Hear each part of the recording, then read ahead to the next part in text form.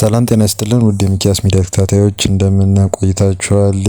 ለዕለቱ ይሆናሉ ያላቸው መረጃዎች ይዘን ወደ እናንተ መጥተናል።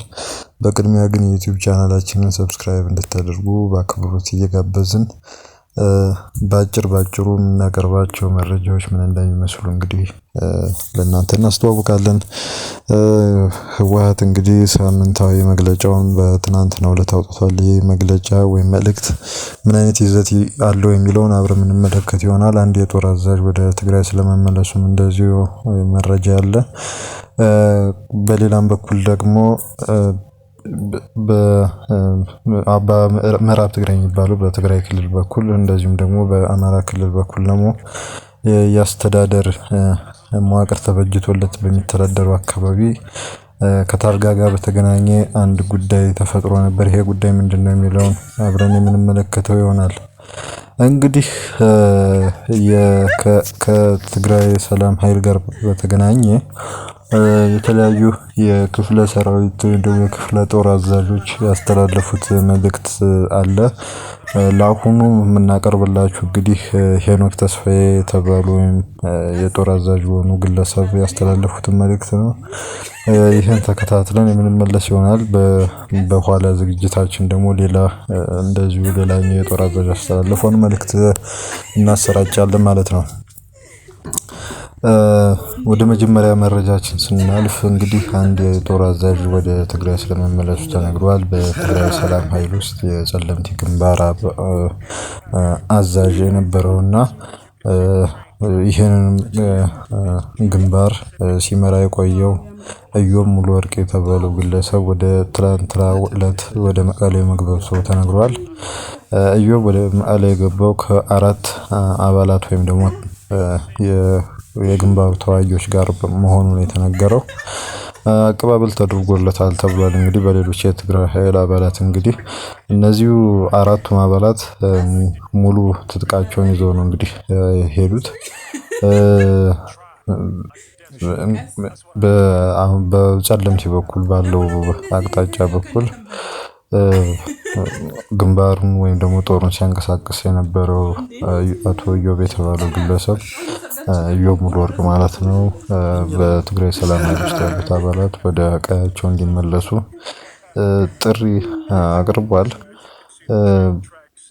እንግዲህ የጠላቶቻችን ዓላማ እኛ ተጋሩ እርስ በርሳችን እንጋደል ስለሆነ እና በባርነት ውስጥ እንድንኖር ስለመሆኑ በማወቅ ከዚሁ አይነት ተግባር ወይም ደግሞ እንቅስቃሴ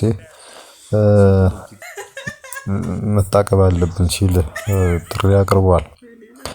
ከዚህም በፊት እንግዲህ በተለያዩ አቅጣጫዎች የተለያዩ የጦር አዛዦች ከወታደሮቻቸው ወይም ደግሞ ከተዋጊዎቻቸው ጋር ወደ ትግራይ ስለመመለሳቸው በተለያየ ወቅት ዘግበናል። እንግዲህ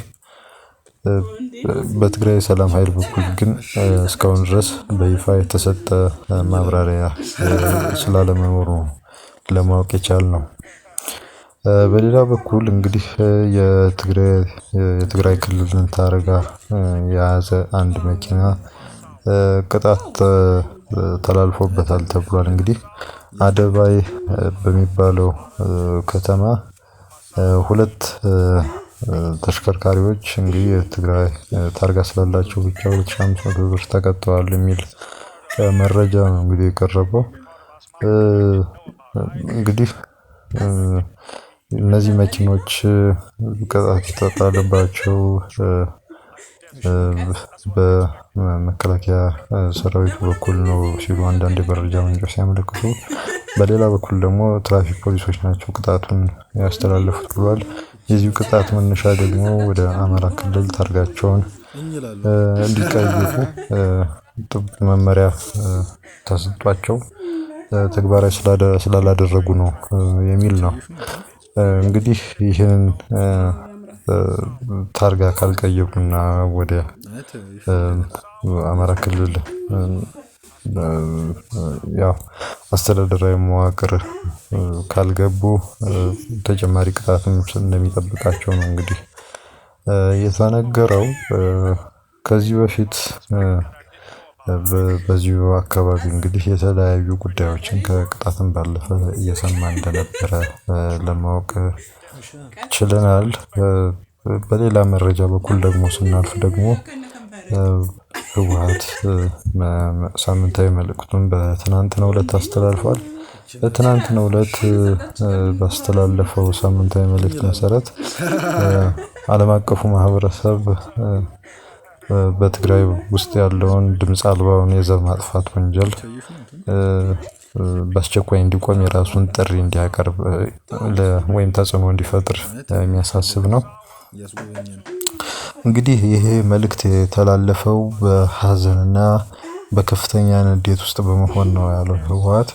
በዚህ ሳምንት የአንድ ዓመት ከ4 ወር ህፃን የሆነው ናኦድ ኃይለሥላሴ በጅብ አይዲፒ ካምፕ ውስጥ ወይም ደግሞ የተፈናቃይ ካምፕ ውስጥ በነበረበት ወቅት 70 ካሬ በሚባለው ማለት ነው በመበላቱ ሳቢያ ነው የሚል ነው። እንግዲህ ይህ ቃል አልባ የሆነው አስከፊ ሁኔታ የሚያንጸባርቀው በሺዎች የሚቆጠሩ ከምዕራብ ትግራይ ክልል ዞን የተፈናቀሉ ተፈናቃዮች የሚያሳልፉትን ስቃይ በተወሰነ መጠን የሚያሳይ ነው። ያለ ውሃም ያለ ምግብም ያለ መድኃኒት ያለ ማንኛውም አይነት ደህንነት ውስጥ እንደሚኖሩ ነው የሚያሳየው ሲል ህወሓት አመልክቷል። እንግዲህ የፕሪቶሪያ የሰላም ስምምነት እንግዲህ ከ3 ዓመታት በፊት ቢፈረምም ተፈናቃዮች እንግዲህ ወደ ቀድሞ ቀያቸው ሊመለሱ ስላለመቻላቸውና የኢትዮጵያ መንግስት እንግዲህ እነዚህን ተፈናቃዮች ለመመለስ ፈቃደኛ አለመሆኑን እና አለመቻሉን ነው ያመለከተው። አብዛኞቹ የስምምነቱ አንኳር ተግባራት አለመፈጸማቸውን የገለጸው ህወሓት ድምፅ አልባው የዘር ማጥፋት ተግባር ተቀጥሏል ሲል አመልክቷል። እንግዲህ እዚሁ ጋር እንግዲህ እንዳመለከተው ከሆነ የፕሪቶሪያ ስምምነት ሙሉ በሙሉ እንዲተገበር በምዕራብ ትግራይ በኩል የሚንቀሳቀሱ ኃይሎች እንዲወጡና የህዝባችን ስቃይ እንዲያበቃ ስንል ጥሪ እናቀርባለን ሲል ህወሓት እንግዲህ ጥሪውን አቅርቧል። እንግዲህ በተደጋጋሚ የሚቀርበው ይህ ጥሪ እስካሁን ድረስ ምንም አይነት ሰሚ ስለማግኘቱ ነው የተናገረው ህወሓት ማለት ነው። እንግዲህ ያው የኢትዮጵያ መንግስት ሌሎች ታጣቂዎችን በአማራ ክልል በኩል የሚንቀሳቀሱ ታጣቂዎችን እያደራጀ እያጠናከረ ብዙዎቹ እንዲሰቃዩ እያደረገ ይገኛል ሲልም ነው የገለጸው። ከኢትዮጵያ መንግስት በኩል እንግዲህ የተሰጠ ምንም አይነት ምላሽ የለም። ከዚህ በፊትም በተደጋጋሚ እንዳልነው ጥያቄዎችን ቢቀርቡ መግለጫዎችን ቢነሱ ምንም አይነት ለውጦች እንደሌሉ ነው እያየን ያለነው። እንግዲህ አድማጭ ተመልካቾቻችን አዳዲስ መረጃዎች ካሉ እንግዲህ ወደ እናንተ ይዘን የምንቀርብ ይሆናል። የዩቲዩብ ቻናላችንን ሰብስክራይብ እንድታደርጉ በአክብሮት ጋብዘናችኋል። መልካም ቀን።